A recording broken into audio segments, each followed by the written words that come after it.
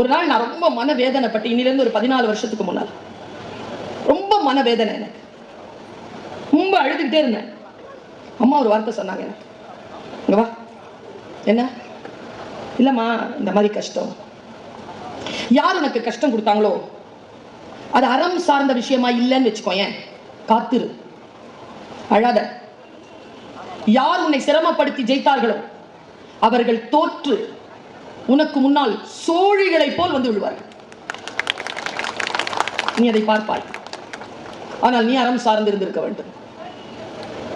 எப்பவுமே கடவுள் கிட்ட வேண்டுகின்ற பொழுது ஒன்றை வேண்டு, இறைவா எனக்கு இது தா என்று கேட்காத, எனக்கு இது சரியாக இருந்தால் உன்னுடைய சித்தத்தின்படி எனக்கு தந்து உதவுவாயாக. அவங்ககிட்ட போட்டு ரொம்ப பெரிய விஷயம் தெரியுமா? அதெல்லாம் நம்ம பாட்டிங்க, நம்ம தாத்தாங்க, நம்ம அம்மாக்கள்லாம் சொல்லிட்டு தான் இருக்காங்க, நமக்கு புரியணுமே.